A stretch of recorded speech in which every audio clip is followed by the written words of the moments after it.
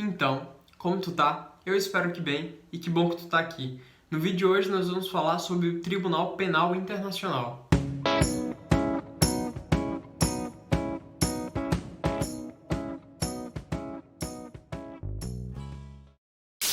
Bom, antes de começar esse vídeo eu tenho que pedir, deixa o teu gostei, se inscreve no canal, deixa o teu comentário e não esquece de compartilhar esse vídeo. A tua ajuda é muito importante.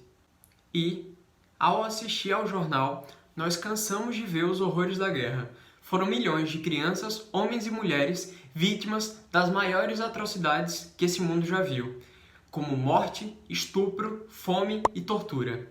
O pior nessa história toda é que por muitas vezes as pessoas que cometem esses crimes saem impunes.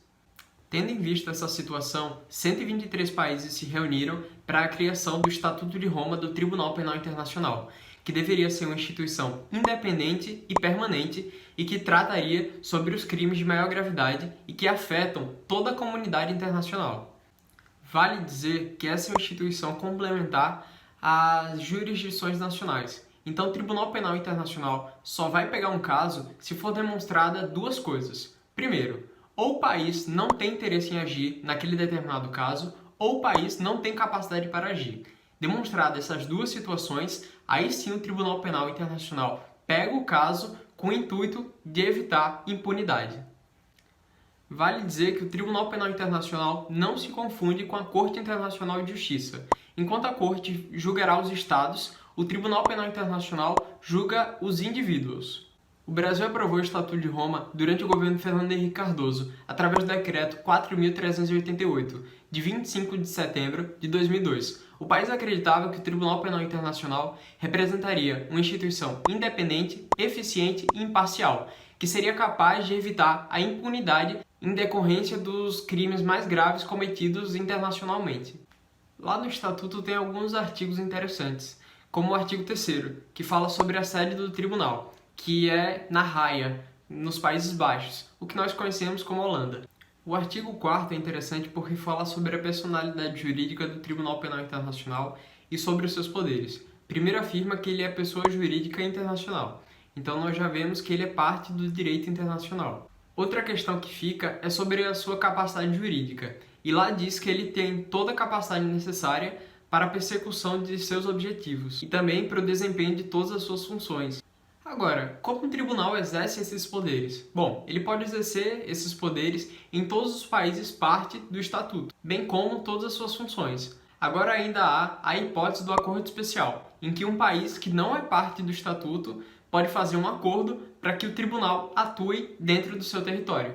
Com o artigo 5º, nós aprendemos sobre os crimes que são de competência do Tribunal Penal Internacional. E são 4. Primeiro, o crime de genocídio, os crimes de guerra, os crimes contra a humanidade e o crime de agressão, que são os crimes mais graves que afetam toda a comunidade internacional em seu conjunto.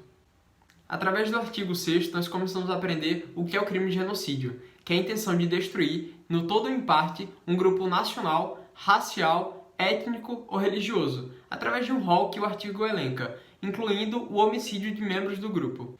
Com o artigo 7º, nós vemos que os crimes contra a humanidade são aqueles cometidos dentro de uma situação de um ataque generalizado ou sistemático contra qualquer população civil. E aí esse artigo também elenca um extenso rol, que inclui o extermínio, o crime de apartheid, a tortura, a escravidão, e é interessante que esse artigo também explica cada uma dessas situações.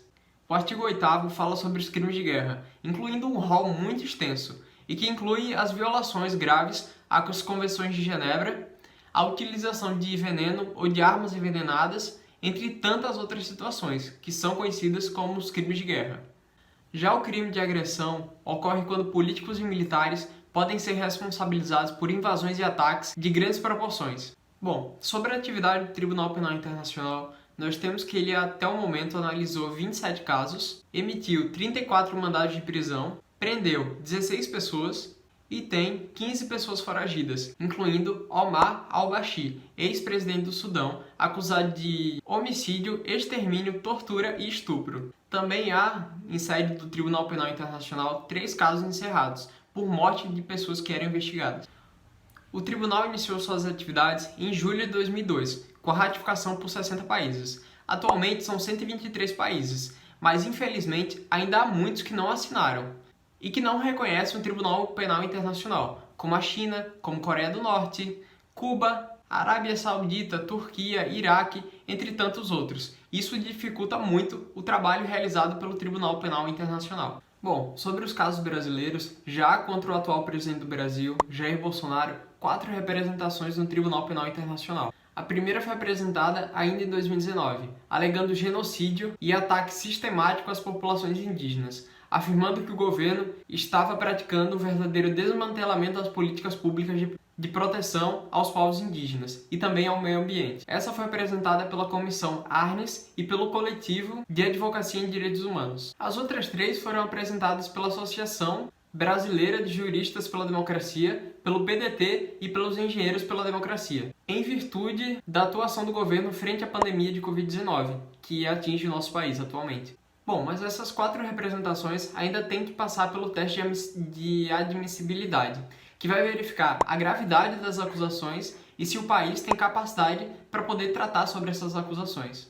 Juristas afirmam que as chances do Tribunal Penal Internacional tratar sobre esses casos é praticamente zero, porque ainda que essas situações fossem graves e que fossem verdadeiras, a jurisdição nacional teria plena capacidade para tratar sobre esses assuntos e já vem demonstrando que tem interesse em agir, como por exemplo algumas decisões do STF que forçaram o governo a tomar determinadas decisões. E sendo bem sincero, o Tribunal Penal Internacional tem mais o que fazer, como o caso de Darfur, que já vitimou 300 mil pessoas e que fez com que 2 milhões de pessoas tivessem que ter o seu deslocamento forçado. Um caso marcado por execuções e estupros e que tem foragidos até hoje. Bom, isso é tudo que eu tinha para falar sobre o Tribunal Penal Internacional. Eu espero que você tenha gostado desse vídeo. Eu espero que você tenha aprendido alguma coisa com esse vídeo. Se você gostou, deixa o seu gostei, se inscreve no canal, deixa o teu comentário e não esquece de compartilhar esse vídeo. Eu te vejo no próximo vídeo. Até mais! Eficiente, independente e eficiente. Acho que eu falei eficiente 2 vezes. E ao assistir... Não. Eita, agora deu. Ixi. O artigo 8º...